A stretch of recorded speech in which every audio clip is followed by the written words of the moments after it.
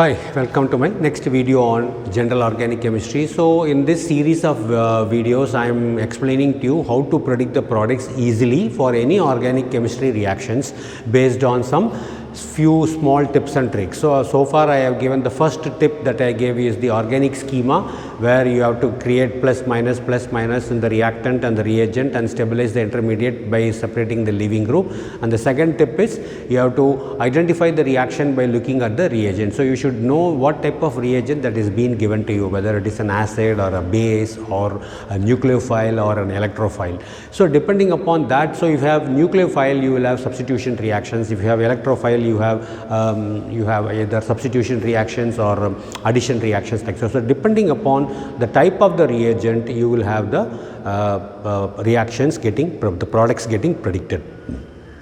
And when a system contains an acid, one molecule of an acid will protonate another molecule of an acid that will generate a electrophile. We saw in the case of a nitric acid. Similarly, when you take sulfuric acid and nitric acid, when a system contains two acids, the stronger one will protonate the weaker one. Okay. Then the next reaction that we are going to see today is the SN2 reaction and SN1 reaction. SN2 reaction, or we will see one by one. SN2 reaction, that is substitution nucleophilic bimolecular reaction.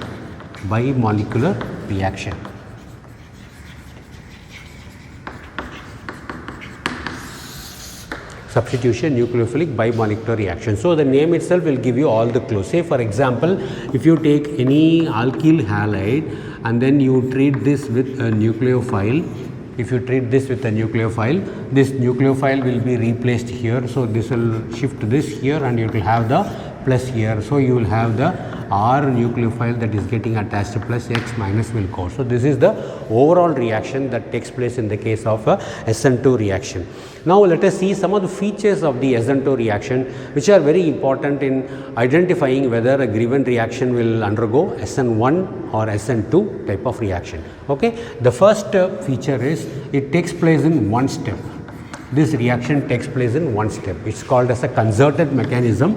So it takes place in one step, and with the formation of a transition state where the carbon will be having a 5 bonds with the formation of the bond in it. So the second one is we will see the effect of various factors like carbocation stabilization, leaving group ability, solvent polarity, etc. Solvent polarity and the nucleophile strength.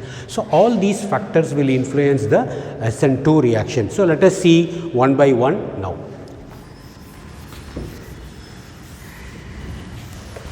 Suppose if you have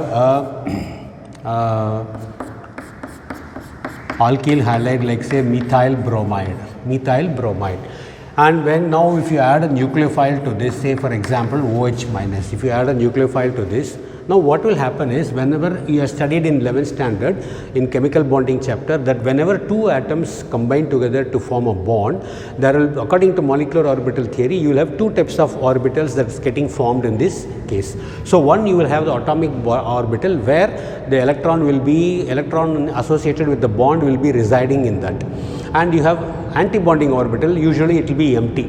If the antibonding orbital contains substantial electrons, then there won't be any bond formation taking place there. So all the antibonding orbital will be empty in this in any compounds, in most of the compounds. So whenever the nucleophile comes to this alkyl halide, it will try to put the electron into the antibonding orbital of the carbon. Why this bond? Because as I told you, these are the two atoms in which the electrophile there is a electronegativity difference will be maximum in this case. So this bond is a vulnerable bond. Why? Because there are two electrons in this bond, in every bond, and bromine being more electronegative than carbon, it will always try to pull the electron towards itself. Therefore this bond will be a vulnerable bond for any attack. So carbon will be experiencing a little electron deficient nature, and therefore when the nucleophile is added to this, the nucleophile will try to put the electron into the antibonding orbital of this carbon. So now in this situation a transition state will be formed. So actually this OH will try to come and attack from the back side. from the rare end it will try to put the electron into this. So you will have the HO getting formed here, and then the Br bond will break. So you will have the hydrogen that is being attached here. So you have what is called as the transition state.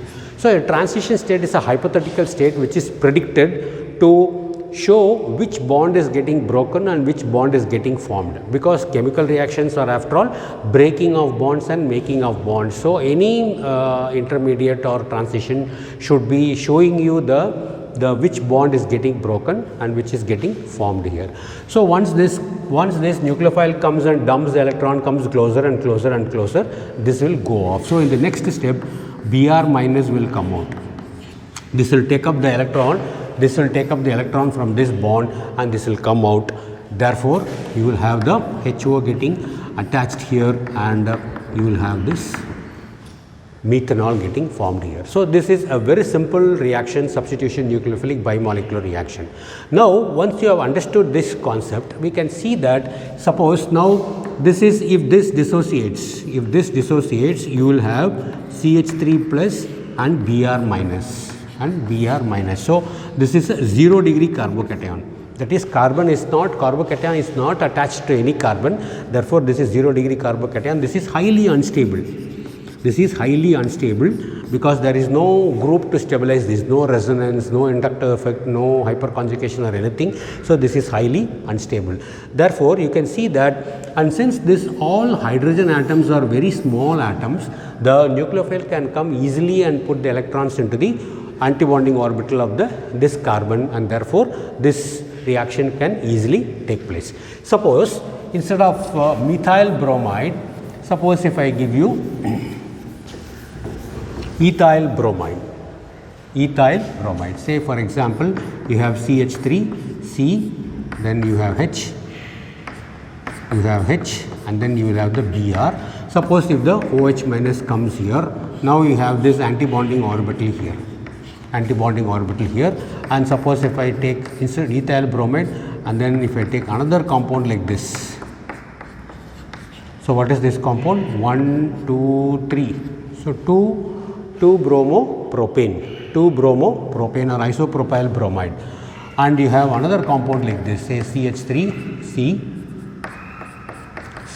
and then CH3 here, and then you have the Br here. So in all these cases you have this antibonding orbital. Now by looking at this, you can see that this is a bulky group. Here you have a bulky group and a bulky group. Here you have a bulky group and bulky group.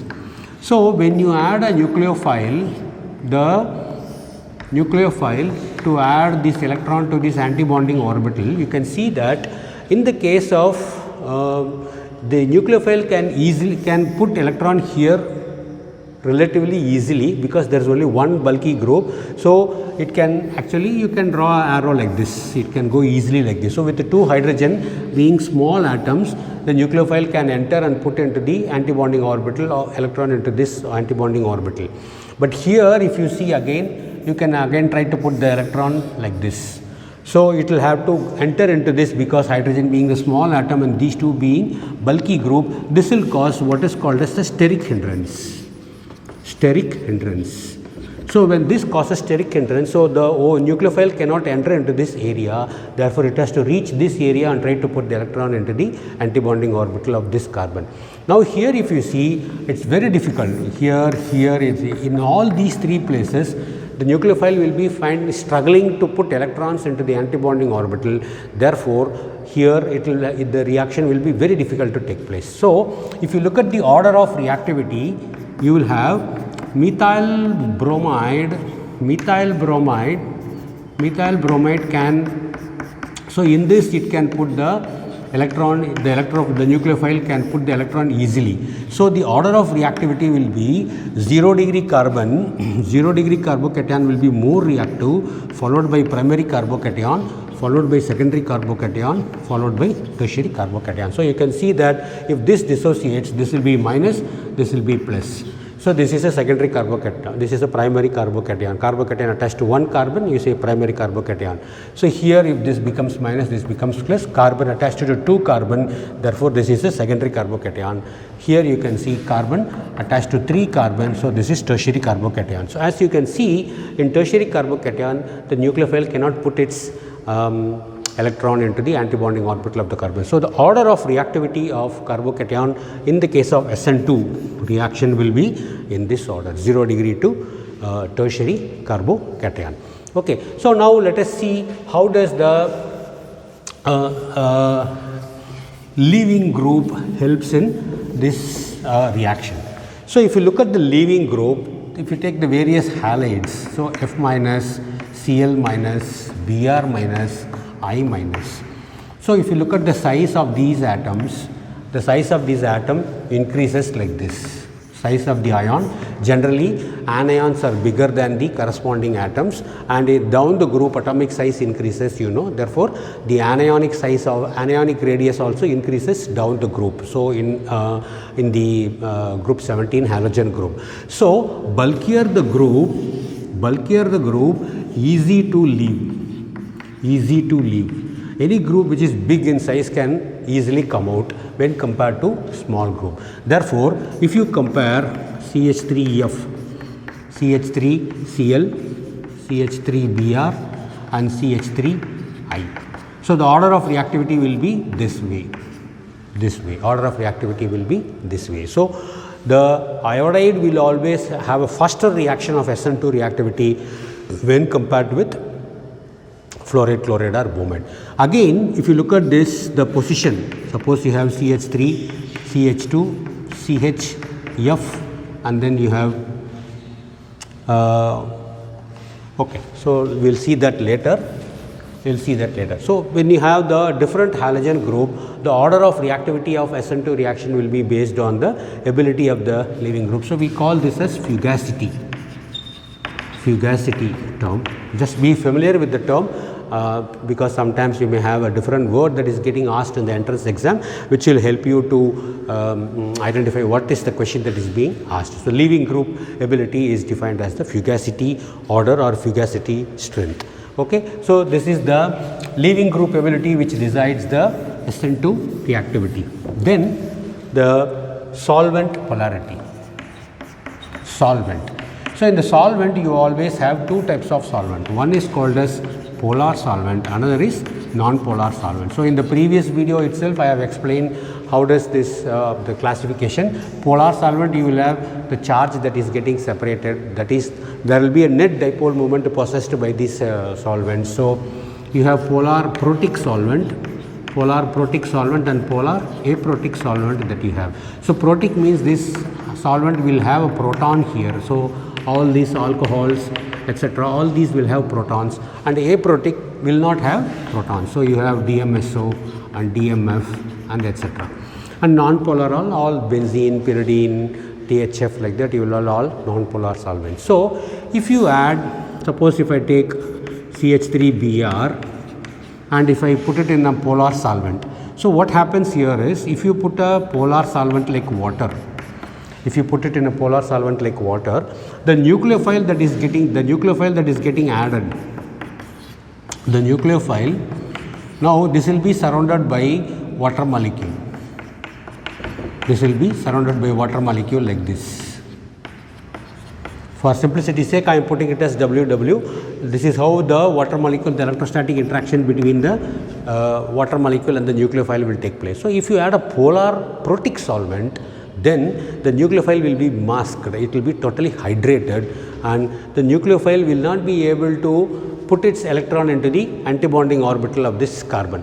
So therefore, if you put a polar protic solvent, then nucleophile will not be able to act. Therefore, polar protic solvent will have less effect, less SN2 reactivity. If you perform the reaction in the presence of a polar protic solvent, it will have a less reactivity when compared to polar aprotic solvent and then non-polar solvent. So therefore, in general, non-polar solvent will give you a better reactivity for the SN2 reaction when compared with polar protic solvent or like that. So, suppose if you get a reaction like this, if you get a reaction like this, CH3OH in the presence of OH minus and water, and OH minus nucleophile in the presence of say DMSO, and in the case of OH minus in the presence of, you have the same nucleophile in the case of say benzene or pyridine, then the rate of the reaction will be fast in the case of say the question will be like this. So, arrange the following in the increasing order of SN2 reactivity. So, you can see that you have to look at the carbocation remains the same, leaving group remains the same, nucleophile remains the same, solvent is the differentiating factor. So, you can see that the solvent non-polar solvent SN2 reactivity will be maximum. Therefore, the order of reactivity will be A will be greater than, B will be greater than C. So, this is how you predict the extent of SN2 reactivity based on the solvent. Okay. Now, next the last one is the nucleophile, strength of nucleophile. So, you have strong nucleophile and weak nucleophile. So, how do you differentiate between a strong nucleophile and a weak nucleophile? So, I will give you one simple example. For example, if you take say methanol, if it dissociates to form CH3O minus plus H plus. So, and suppose if you have say HCl which dissociates to produce H plus plus Cl minus. So, now you have two species which carries a negative charge. So, you can call them as nucleophiles. Now, you can see that in this group if you take, oxygen already has got two lone pairs. On the top of that it has acquired another extra lone pair taken from the bond broken between O and H. It is carrying an extra negative charge. On the top of that, methyl group will be exerting a plus I effect. Now, oxygen being the second most electronegative element, it cannot hold so much of electrons because it does not have empty d orbitals. Therefore, although it is the second most electronegative element, it cannot hold so much of electrons. Therefore, this will be highly unstable. So, since this is highly unstable, it will always try to react with this, and this backward reaction will take place. And this methanol will be formed, which means if you try to generate an alkoxide ion will be highly unstable, and therefore, it will be a strong nucleophile. Therefore, and that is how you identify, you can correlate the reactivity or strength of the nucleophile in terms of the stability of the nucleophile. Anything which is more stable will be less reactive. So, now this is more stable. Chloride ion will be more stable because it will attain the octet and it will be more stable. Okay. So, in the case of SN2 reactivity, if you have a strong nucleophile, it can put the electron into the antibonding orbital of the carbon effectively when compared with a weak nucleophile. Even in the case of say secondary carbocation or primary carbocation, if you add a stronger nucleophile, the SN2 reactivity increases. So, strong nucleophile will have more reactivity than weak nucleophile. Say for example, if you take say CH3Br, if you take OH minus, and then you have NH2 minus, and then you have the F minus. So, like this if you have or CH3O minus or CH3 minus or CH2 minus or something like that. So, CH2 minus, RCH2 minus, if you have RCH2 minus, carbon ion like that. Okay, maybe I will remove this. So, you can see that there are different nucleophiles. Now, how do you differentiate them, which is stronger and which is weaker, as I told you. So, you have to look at the atom which carries the negative charge. So, you have this Bock-Naufne, first element of all the p block elements, and you know that electronegativity character increases from left to right. So, an element which is strongly electronegative will never share its electron. Therefore, this will have the lowest activity. So, if you have this A and B and C, this will have the lowest activity, followed by nitrogen, followed by oxygen, followed by nitrogen. So, C will have less reactivity, followed by A, followed by B, followed by B. So, based on the electronegative character, you can see that the tendency to hold the electron or tendency to donate the electron can be assessed based on this. Okay. So, this is how the SN2 reaction takes place in various. So, in my next video, I will show you with more examples on this SN2 reaction and then followed by SN1 reactions. So, I have given the notes for all these topics and the online test for this SN2 reaction in the description, and I have given you the link below. Please do share the notes and take the online test given in the description, and please do comment about the video, whether you like the video or you dislike the video, whether you are able to understand or should I have to change the way in which I am teaching, etc. Please do comment in the comment section below. Thanks for watching.